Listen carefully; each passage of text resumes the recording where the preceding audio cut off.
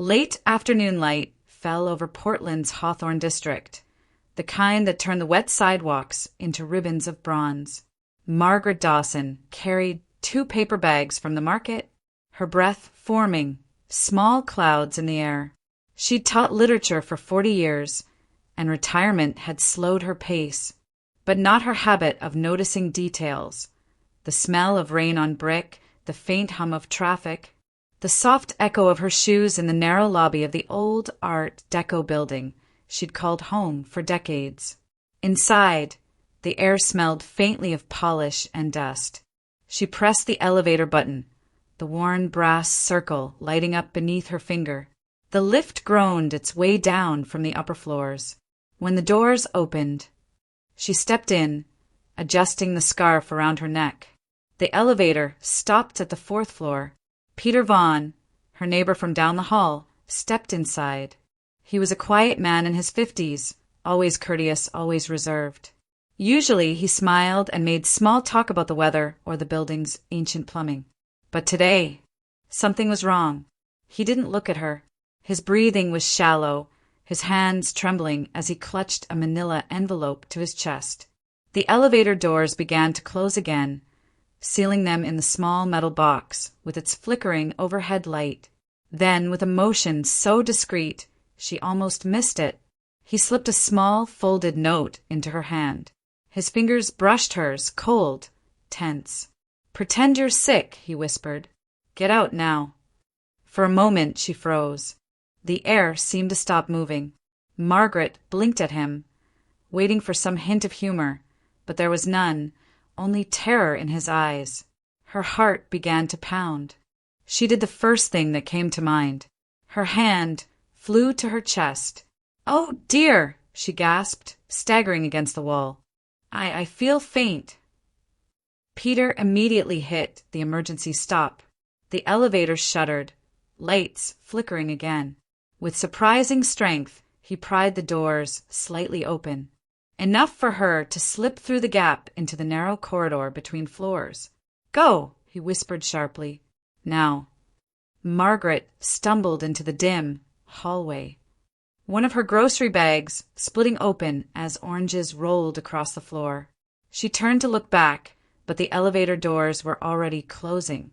10 minutes later, sirens filled the street outside. Red and blue lights painted the brick walls as police officers and paramedics crowded the lobby. Neighbors gathered in confusion, whispering. Someone said there had been blood. Margaret stood by the front desk, still clutching the crumpled note in her palm. An officer approached, a young woman with tired eyes. "Ma'am, are you Mrs. Dawson?" She nodded. "Did you know the man in the elevator?" "Yes, Peter Vaughn. He lives down the hall." "Did he say anything to you before it happened?" Margaret hesitated, unsure how much to reveal. Finally, she whispered, "He told me to get out." The officer's brow furrowed. "Get out? Of the elevator?" "Yes. He said, 'Pretend you're sick,' and then he helped me leave." The officer exchanged a quick glance with her partner. "You're very lucky, ma'am." Margaret didn't feel lucky. She felt hollow. That night, after the building had gone silent and the flashing lights faded, she sat at her kitchen table with a cup of cold tea, staring at the folded piece of paper Peter had given her. Her hands trembled as she opened it. 2 short lines were written in uneven pen strokes. "Pretend you're sick and get out of here fast." She turned the note over. On the back, faint and almost lost beneath smudges of blue ink, another message appeared. So light, she had to tilt it toward the lamp to read it. "Don't trust anyone in this building." Margaret sat back, the sound of the rain outside filling the silence. In that moment, she understood that whatever had killed Peter Vaughn had not been random, and that his final act had saved her life. The night pressed in like a slow tide. Rain whispered against the window panes of Margaret Dawson's apartment, tracing faint rivers down the glass. She hadn't slept since the sirens. Every time she closed her eyes, she saw Peter's face again, those frightened eyes, the tremor in his voice. The folded note still lay on the kitchen table beside a half-empty cup of tea. She reread it over and over, hoping the meaning would change, but it never did. Near midnight, there came a knock. 2 detectives stood in the hallway, one older, one young.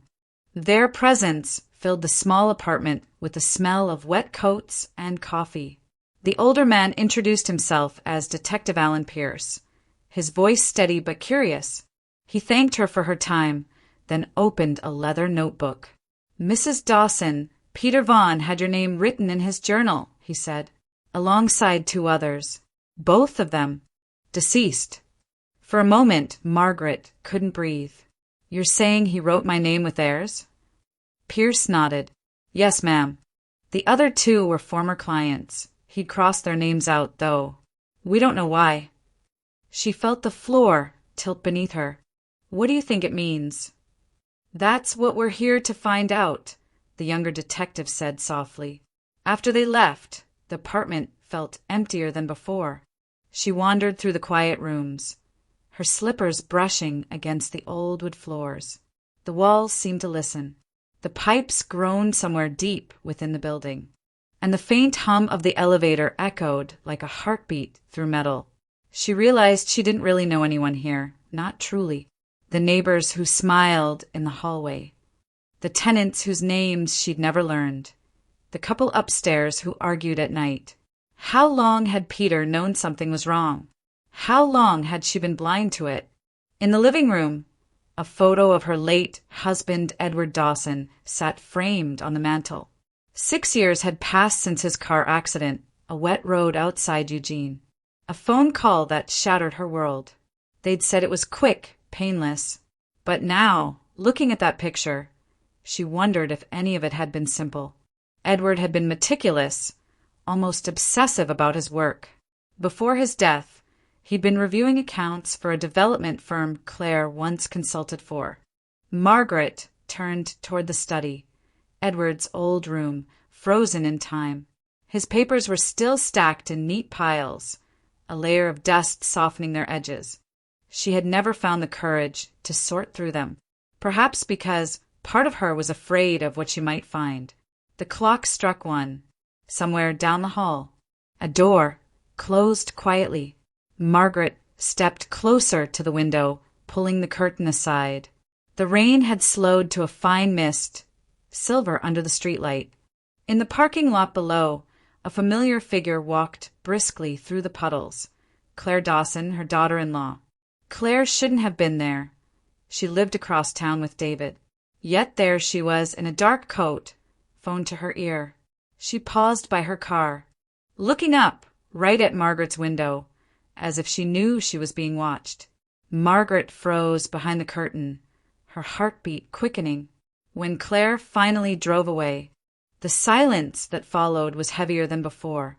The building no longer felt like home. It felt like a place waiting for something to happen. And in that stillness, Margaret knew Peter Vaughan's warning hadn't been a mistake. It had been a message she still didn't fully understand. The morning arrived gray and heavy. The kind of Portland day where the clouds seemed to sit right on the rooftops. Margaret was making coffee when she heard the faint rustle near the front door, a slip of paper sliding against wood. She hesitated, then walked over. A plain white envelope lay on the mat, unmarked, no return address. Her fingers trembled as she picked it up. Inside was a folded newspaper clipping, yellowed at the edges. Cut with care. The headline read, "Financial auditor found dead in suspected homicide." The date was from 3 years ago. Her eyes moved down the column, and for a second, she forgot to breathe. The victim's name was Thomas Reed, an independent consultant who had been investigating alleged fraud in a construction firm, one that Edward Dawson had once worked with. At the bottom of the clipping, written in hurried, slanted handwriting, were 7 words. "It all started with your husband's estate." Her pulse hammered. She looked toward the study, where Edward's papers sat untouched for years. The connection seemed impossible, and yet Peter Vaughan had been a financial investigator too. By noon, she was on the highway to Lake Oswego, her knuckles white around the steering wheel. The rain followed her all the way there. David's house stood on a quiet suburban street, a broad, modern home with wide windows and manicured hedges. It looked peaceful, sterile like a magazine photo. Claire opened the door before Margaret could knock a second time. She was dressed perfectly as always, navy blouse, gold earrings, hair pinned in a smooth twist. Her smile was polite, too practiced. "Margaret, what a surprise." "I didn't mean to intrude," Margaret said, stepping inside. "I just needed to talk to David." "He's working upstairs," Claire replied, "but I'm sure he can spare a minute." The house smelled of fresh lilies and coffee, but beneath it something metallic lingered, like the scent of rain on metal. Claire moved to pour her a cup of tea, but Margaret's attention stayed on her hands. Not a tremor, not a flicker, calm to the point of coldness.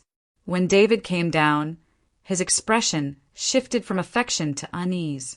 "Mom, is everything okay? You look pale." "I received something this morning," she said, pulling the envelope from her purse. A clipping about a murdered auditor. It mentioned your father's estate. David frowned. "That's what? Some crank letter? People send strange things, Mom." "It wasn't random," she said quietly. "Peter Vaughn gave me a note before he died. He warned me not to trust anyone in my building." Claire froze mid-motion, her fingers tightening around her teacup. "Peter Vaughn," she repeated. "You mean my accountant?" Margaret's eyes narrowed. "Your accountant?" "Yes, but it was nothing significant. He handled some minor filings for me last year. Real estate contracts, that's all." "Then why didn't you tell me that before?" Claire's jaw tightened.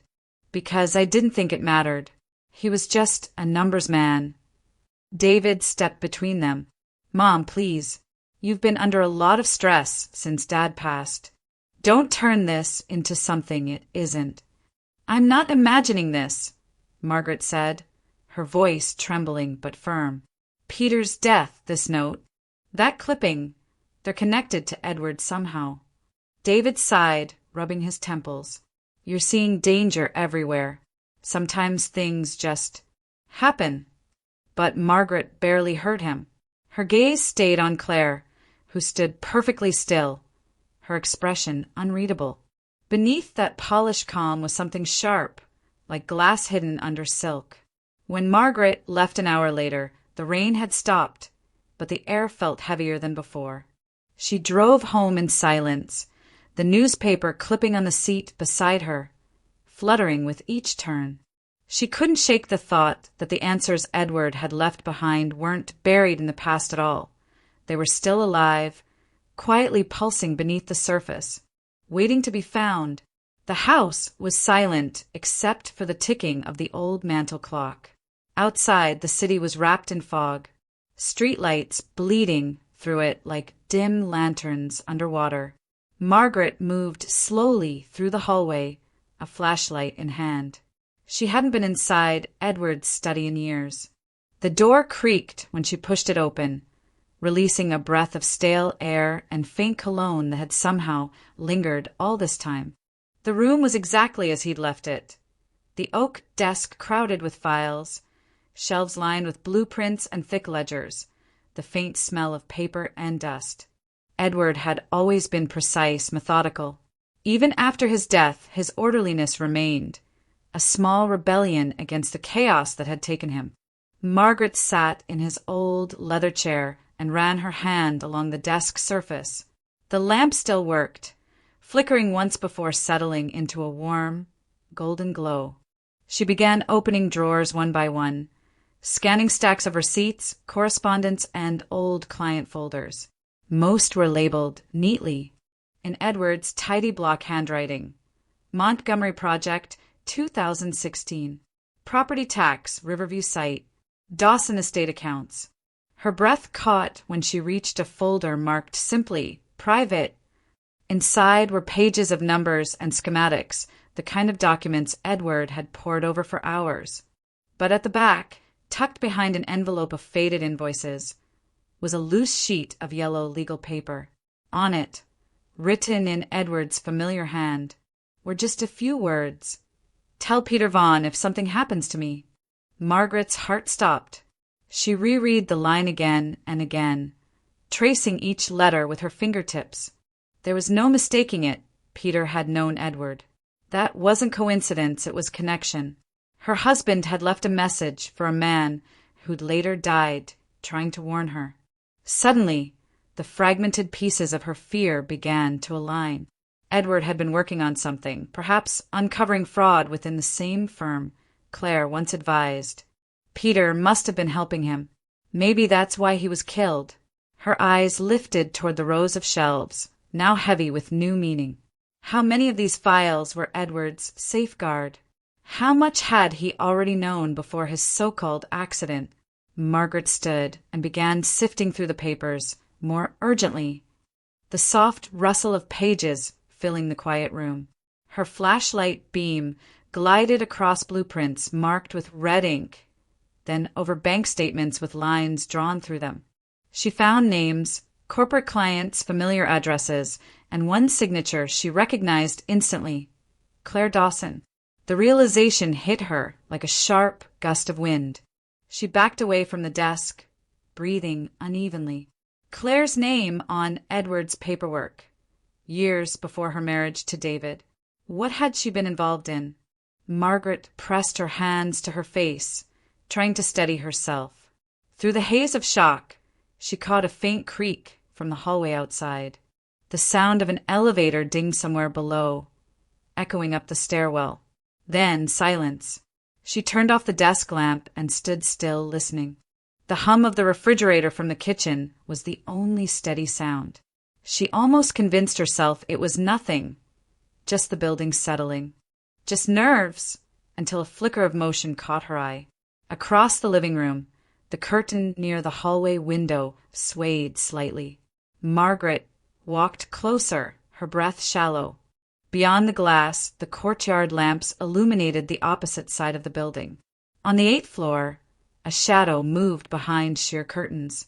The shape of a woman, tall, poised, wrapped in what looked like a silk robe. The light caught for an instant, and she saw the color. Pale champagne, the exact shade Claire favored. The figure lingered there, unmoving as if watching. Then the curtain drew shut. Margaret stepped back from the window, pulse pounding. She turned the lamp back off completely, the room sinking into darkness. The reflection of her own frightened face stared back from the glass. She whispered to the empty room, "What did you get yourself into?" "Edward." And in the silence that followed, she could almost swear she heard the walls answer, softly like a breath. The next morning, the rain had stopped, but the streets still glistened, slick with last night's storm. Margaret barely touched her breakfast. Every sound in the apartment made her jump. The groan of pipes, the creak of floorboards, the low hum of the elevator climbing floors below. She couldn't shake the image of that figure in the silk robe. By mid-morning, she made her way down to the basement level of the building where the maintenance and security rooms were located. The smell of oil and dust hung in the air. The fluorescent lights buzzed faintly overhead, flickering with each vibration of the heating system. Noah Reed was there, crouched beside a tool cart, fixing a heater vent. He looked up when he saw her, his face young and open, a contrast to the grimness she carried. "Mrs. Dawson? Everything okay upstairs?" "I hope so," she replied, managing a tired smile. "I need your help with something. It's about Peter Vaughan." His smile faded. "Yeah, rough thing. Police were all over it that night." Margaret nodded. "I was wondering, do you keep any of the security footage from that day?" He hesitated, wiping his hands on a rag. "I mean, technically yes, but usually, residents aren't allowed to access it. Only the manager, or anyone with authorization." "And who exactly has that?" she asked quietly. Noah shifted his weight. "Me. The building manager, and a couple of tenants who requested access for security reasons. Her eyes narrowed. Would one of those tenants happen to be Clare Dawson? He looked surprised. Actually, yeah, Mrs. Dawson, your daughter-in-law, had permission. She said she was worried about car break-ins in the garage. That was, 2 weeks ago? Margaret's heart sank. 2 weeks before Peter died. Noah frowned, catching the implication. Wait, you think she's… I don't know what I think, Margaret interrupted softly. But I need to see that footage. He hesitated only a moment longer, then nodded. All right, come on. He led her into a small room lined with screens and humming monitors. The walls were covered in peeling paint, and the air smelled faintly metallic. On one of the monitors, a row of security camera files appeared, each labeled with a date and timestamp. Noah selected the day of the incident and began to scroll. There, Margaret said, pointing. That's the elevator camera. The footage showed Peter entering the elevator at 4:52 p.m. He looked tense, glancing over his shoulder. But as Noah advanced the timeline, the video suddenly jumped a 5-minute gap just before the time paramedics had been called. Noah leaned forward. That's not supposed to happen. What do you mean? System records every second. The only way to delete footage is manually. Someone wiped this section. Margaret's chest tightened. And who could have done that? He hesitated, then said quietly, anyone with admin access. Her eyes met his. They both knew who that meant. They continued searching the other cameras, scrolling through different feeds. Then Noah froze the playback. Wait, look at this. On screen, Claire entered the lobby at 4:46 p.m., just minutes before Peter's death. She carried a large black handbag and kept glancing toward the elevators. 10 minutes later, the camera caught her again, leaving in a rush. Head down, the bag clutched tightly against her side. Margaret felt the blood drain from her face. Send me a copy of that, she whispered. Noah hesitated. Mrs. Dawson. If this gets out, I'll take responsibility. Her voice was calm, steady, colder than she meant it to be.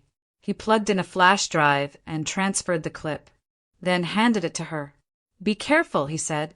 That night, she double-locked her door and hid the flash drive inside a hollow ceramic vase on the bookshelf. For the first time in years, she left a lamp on in every room. But sometime after midnight, she woke to the faintest sound, the soft scrape of metal on metal. Her heart leapt. She sat up, listening. The doorknob turned, slow and deliberate. Margaret held her breath. Then the front door eased shut. Footsteps moved through the living room, light but certain. By the time she found the courage to step out of bed, the apartment was empty. The only sign anyone had been there was the shattered vase on the floor, and the flash drive gone. The next morning, the apartment felt wrong the moment Margaret woke. The air was heavy, the silence too deep. She stepped into the living room and froze. A faint, familiar scent drifted through the air. Amber and white orchid. The expensive perfume Claire always wore. It lingered near the sofa, near the place where the vase had fallen. She crouched down, her hand brushing over the carpet. The fragments of ceramic were gone. Someone had cleaned them up. Someone had been here again. Her pulse quickened. She moved from room to room, checking drawers, closets, even behind the curtains. Nothing seemed taken except the flash drive. It was gone completely, as though it had never existed. Margaret stood in the doorway of her bedroom, breathing slowly until her heartbeat settled. Then her phone buzzed. One new message. No name, no number. Stop digging or you'll end up like him. Her fingers went cold. For a moment, she thought she might drop the phone. The threat wasn't just real, it was intimate. Someone knew she was still searching, still fighting to understand what Peter had died for, and that someone had been inside her home. But instead of fear, something else took hold. A sharp, steady clarity. She would not be intimidated. Margaret grabbed her coat and headed downstairs. In the maintenance office, Noah looked startled to see her. "Mrs. Dawson? You okay?" "You look. Someone broke into my apartment," she said flatly. "They took the footage." Noah straightened, alarm flashing across his face. "What?" No one should have a master key but the manager and me." "Then we both know who else might have found a way." She set her phone on the counter. "I need you to check the system logs." "Please." They crowded around the monitor. Noah pulled up the access history for the camera system, scrolling through lines of data, timestamps, usernames, device IDs. Then he stopped. "There," he said quietly. "That's not me or the manager. This user ID belongs to Mrs. Clare Dawson." Margaret leaned closer. "What did she do?" "Two things." His voice tightened. She plugged in an external drive and copied one video file, then deleted several segments from the system entirely, including the gap from Peter's elevator feed. Margaret exhaled slowly, anger and sorrow mingling in her chest. She wasn't just cleaning files. She was erasing a trail. Noah nodded grimly. "There's still a few fragments left on backup storage, but it's corrupted. I'll try to recover what I can." "Do that," Margaret said. She gathered the printed logs from the desk and slid them into a black leather folder she found nearby. Her hands shook only once when she zipped it closed. "I'll take care of the rest." That afternoon, she sat at her kitchen table, staring at the folder as if it were a loaded weapon. The rain had started again, tapping softly on the windows. She picked up her phone and dialed Claire's number. Claire answered on the second ring, her tone smooth, almost amused. "Margaret, how thoughtful of you to call." "I know you've been in my apartment," Margaret said quietly. "You took something that doesn't belong to you." A pause, then a faint laugh. "You shouldn't make accusations without proof." "I have enough," Margaret replied. Claire's voice turned sharp, stripped of pretense. "Be careful, Margaret. Curiosity can get you killed." The line went dead. Margaret stared at the phone for a long time, her reflection dim in the darkened window. For the first time, she realized she wasn't just unraveling a mystery. She was walking straight into the storm Edward had tried to warn her about, and she intended to finish what he couldn't. The invitation had been worded simply, "Dinner at my place. Let's start over." Margaret wrote it in her careful handwriting, mailed one to her son and one to Claire. No hint of tension, no sign of accusation, just a mother's olive branch. But beneath that calm gesture, every detail was deliberate. By Saturday evening, her apartment looked like something out of a magazine spread. The dining table gleamed beneath soft lamplight, draped in white linen, silver cutlery placed with measured precision. Candles flickered in tall holders, their reflections dancing across the glassware. A faint melody played from the old record player, a slow, nostalgic tune from Edward's collection. To anyone else, it would look like an ordinary family dinner. But this time there was one more seat at the table, unspoken, unseen. Noah Reed had agreed to help her. He waited in the adjoining room, laptop ready, his quiet determination matching her own. When the knock finally came, Margaret smoothed her dress, took a breath, and opened the door. Claire entered first, radiant in a crimson dress, the color of wine and warning. "Margaret," she said sweetly, offering a quick kiss on the cheek. "How lovely. I'm so glad you reached out." Behind her, David carried a bottle of wine, his expression cautious but hopeful. "It's good to see you, Mom. It's been too long." Margaret smiled softly. "It has." Dinner began pleasantly enough, salmon with lemon butter, roasted potatoes, green beans. Margaret poured wine, listened to their polite conversation, and pretended she wasn't counting every beat of her heart. Claire's laughter filled the room, smooth and charming. the same tone she'd used to manipulate boardrooms and family gatherings alike. When the plates were cleared and dessert was set, a lemon tart glistening under candlelight, Margaret finally reached for the black leather folder resting by her chair. She placed it gently in the center of the table. Claire's smile faltered. "What's that?" "Something that belongs to all of us," Margaret said. "Especially you." David frowned. "Mom." She nodded toward the living room doorway. Noah stepped inside, quietly, laptop in hand. The room fell still. Claire's eyes flicked toward him, confusion giving way to suspicion. Margaret spoke evenly. "You once told me curiosity could be dangerous. You were right. But truth can be far worse." Noah connected the laptop to the TV. The screen flickered to life, showing grainy footage from the building's security feed. Claire's face appeared on the screen, entering the control room with a black handbag, glancing over her shoulder. They watched as she swapped a USB drive, then erased a folder from the monitor before leaving. David's voice broke the silence. "Claire, what is this?" She shook her head, her charm returning in desperate flashes. "This is absurd. Margaret, you've gone too far. This could be anyone. It's you," Margaret said quietly. "The system logs confirm your access.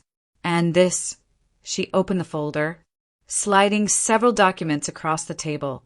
"These are the transfers Edward and Peter were investigating. Shell companies tied to your firm. Every dollar that vanished from those contracts ended up here." She pointed to the signature, Claire Dawson, at the bottom of one page. David's chair scraped the floor as he stood. "Claire, tell me this isn't true." Claire's breath hitched, her mask cracking. "They forged it. They're framing me." Before Margaret could answer, her phone buzzed on the table. She answered without breaking eye contact. A calm male voice spoke. "The file's been delivered. She won't leave the country." "Thank you," Margaret replied, then ended the call. Claire's composure shattered. "You called the police?" "You left me no choice," Margaret said softly. Sirens wailed in the distance. Claire's face twisted between rage and fear. "You don't know what you've done, Margaret. You've destroyed this family." David whispered, almost to himself, "No, Claire. You did that." The knock at the door came hard and final. 2 officers entered, their voices steady and procedural. Claire backed away, shaking her head as they read her rights. "David," she screamed, "say something. Tell them it's not true." But David stood frozen, tears shining in his eyes. He didn't move. As they led Claire away, her heels clicking like gunshots against the floor, Margaret stood perfectly still. Her hands were trembling, but her voice was steady. "I didn't destroy you, Claire," she said quietly. "You did." The door closed. The echo of sirens faded into the night. Margaret looked at her son, then at Noah. For the first time in weeks, she let herself breathe. The truth was out, but she knew the cost of it was only beginning to unfold.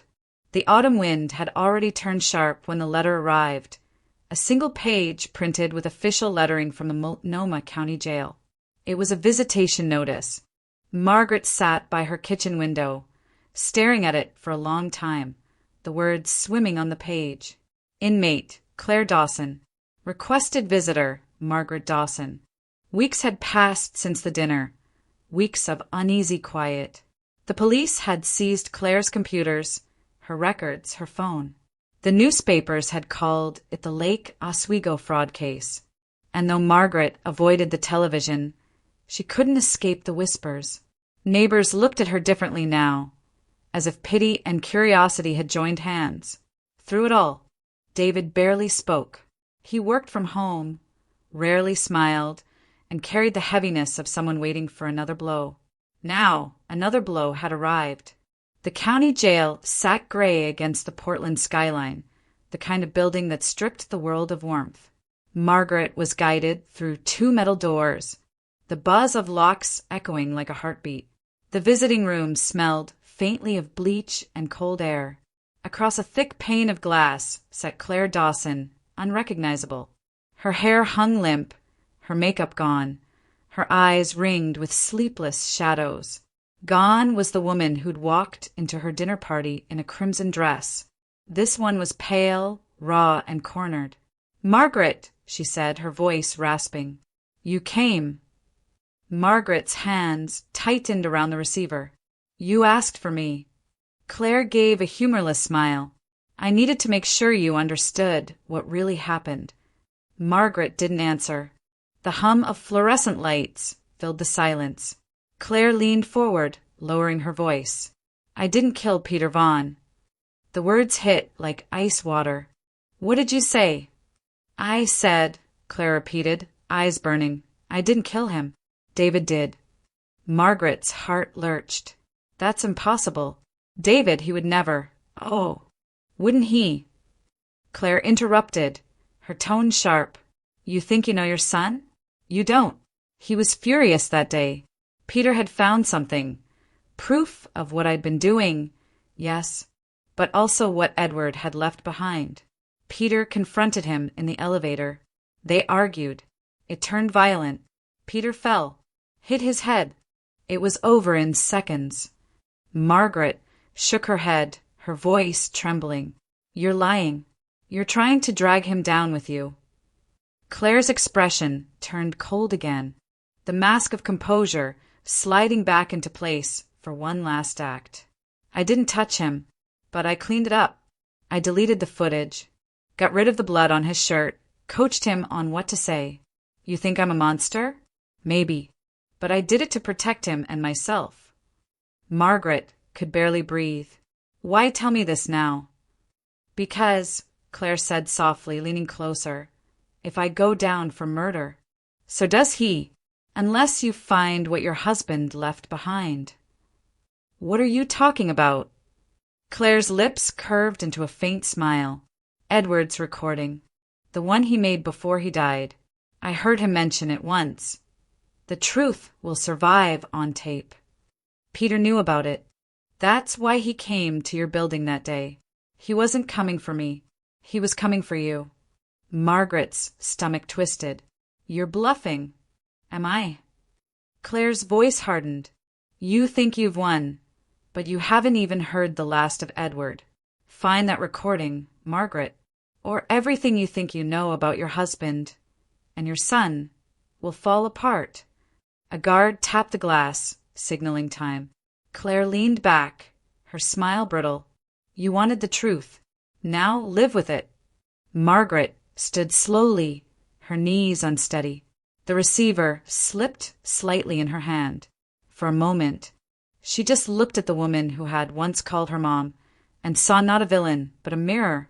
As she stepped outside into the cold wind, the city stretched before her, gray and endless. The rain had started again, light and cold. And for the first time since Edward's death, Margaret realized that the truth she'd been chasing might not just destroy Clare. It might destroy the only family she had left. The storm rolled in just after dusk, wind scraping against the windows and thunder shaking the glass. Margaret sat in the living room, wrapped in a shawl, the lights dimmed low. The house felt too large, too silent, an emptiness that even the rain couldn't fill. She'd been trying to read, but her eyes had drifted over the same paragraph for an hour. When the knock came, it startled her. 3 slow, uneven raps. She hesitated before opening the door. David stood there, drenched from the storm. His hair clung to his forehead, and his eyes, those kind, bright eyes, looked hollow. He carried no umbrella, no coat, just a man who had finally run out of ways to lie to himself. "David," she whispered. "Mom," he said, his voice hoarse. I needed to see you." She stepped aside. He crossed the threshold like a ghost, dripping water onto the hardwood floor. His clothes clung to him, his hands shaking as he rubbed them together. "Sit down," Margaret said softly. "Let me make you tea." He didn't move to sit. "No, please, just listen." Margaret froze. Something in his tone, something final, rooted her in place. David looked at her, his face a mixture of guilt and exhaustion. Claire told you, didn't she? She said nothing. The storm answered for her, rain hammering the roof. He gave a faint, bitter laugh. Of course she did. She wanted to make sure you knew before I could. He sank onto the couch, burying his face in his hands. It was supposed to be a conversation, not what it became. Margaret slowly lowered herself into the armchair across from him. Tell me, she said quietly. He took a deep breath. Peter came to see me that day. He had proof, contracts, statements, everything about Claire's fraud. He said if I didn't come forward, he would. He told me Dad had tried to expose it too, and that's why Claire wanted everything buried. I lost it. His voice cracked. I told him he was lying, that he was trying to ruin my marriage. I grabbed him. He tried to pull away. I shoved him. He hit the wall, then the floor. The thunder outside swallowed his next breath. David looked up, tears streaking his face. It was an accident, Mom. I swear to you it was. I didn't mean to, he just fell. And then there was blood, and I panicked. Margaret's hands were trembling in her lap. What did you do? I called Claire. She told me to leave, to go home and say nothing. She said she'd handle it. I believed her. I wanted to believe her. His voice broke completely. And now Peter's dead and Claire's in jail. And he covered his face again, his shoulders shaking. Margaret rose slowly, crossing the room until she stood beside him. She wanted to scream, to demand why he hadn't come to her, why he'd let her chase ghosts and lies for weeks. But when she looked at her son, her only child, she saw the frightened boy who used to cling to her after thunderstorms, not the man who'd made this terrible mistake. She placed a hand on his shoulder. Oh, David, her voice trembled. You should have told me. He nodded weakly. I couldn't. I thought if I kept it buried, it would all disappear. It was nearly dawn when he left. He kissed her forehead before he went, whispering, I'm sorry. The next morning, the phone rang. It was Detective Alan Pierce. Mrs. Dawson, we found something you should hear, he said. At the station, they played the recovered tape, Edward's voice. Faint and aged, but unmistakable. If you're hearing this, it means my investigation has gone too far. Margaret promised me something. Protect David's soul. Don't let vengeance poison him the way truth poisoned me. Justice will come in its own time, but forgiveness, that's the only thing that saves us. Margaret closed her eyes, tears slipping down her cheeks. That afternoon, David turned himself involuntarily. When the police led him away, he didn't look defeated.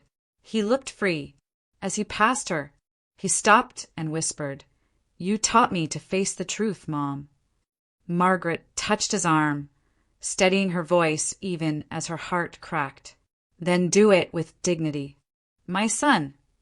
Outside, the rain had stopped. The sky was gray, but through the clouds, a faint line of light stretched across the horizon, like the beginning of forgiveness itself. Winter melted slowly into spring, and with it came a fragile kind of calm. The courthouse in downtown Portland stood solemn beneath a gray sky the morning of David's sentencing. Margaret sat in the second row, her hands folded tightly in her lap. She didn't cry. She hadn't cried since the night he confessed. David stood before the judge, pale and still, his voice low but steady as he took responsibility for what had happened. The courtroom was nearly empty, no cameras, no crowd. Just the faint hum of fluorescent lights and the smell of rain through the open doors. When the judge spoke, his tone carried neither cruelty nor mercy, only the weight of consequence. Given the circumstances of intent and cooperation, the court sentences David Dawson to 3 years imprisonment with eligibility for early release. Margaret felt her lungs tighten. It could have been worse, much worse. But even mercy felt heavy when measured in years. When the bailiff led David past her, he met her eyes and managed a faint smile. It wasn't a smile of comfort. It was a promise to make something right. The following months blurred together. The apartment felt emptier without his visits, without the quiet presence that had once filled her evenings. Letters arrived from the correctional facility in Pendleton, steady, thoughtful ones. David spoke less of guilt and more of rebuilding, of volunteering in the prison library, of learning to breathe again. Claire filed for divorce from prison, and Margaret signed the papers on her son's behalf.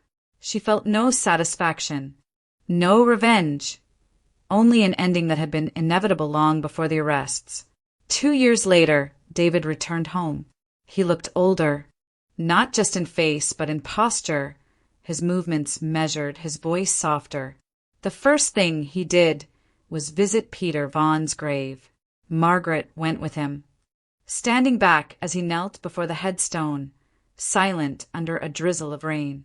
He stayed there a long time, lips moving soundlessly, perhaps offering the apology words could never repair. Life resumed in quiet increments.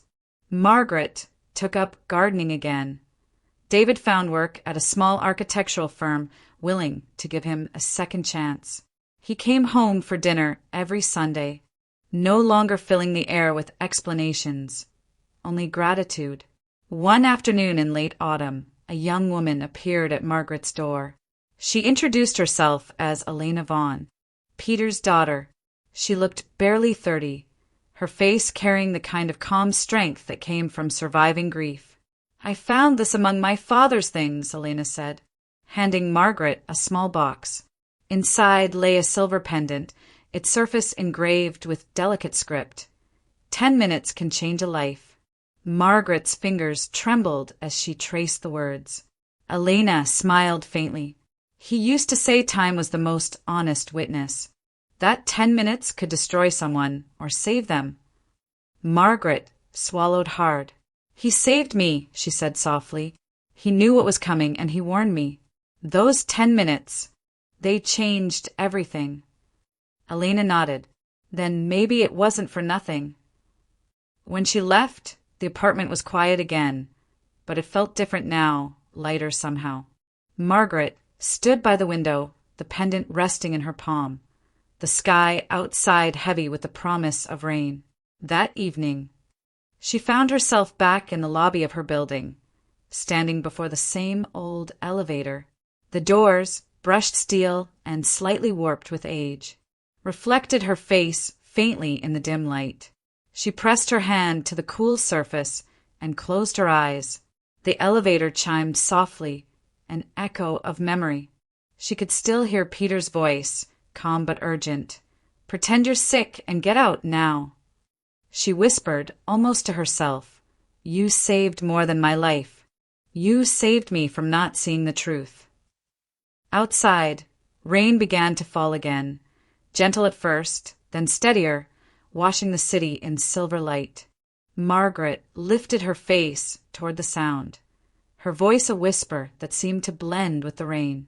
"Truth hurts," she murmured, "but lies poison slow. Forgiveness doesn't erase pain.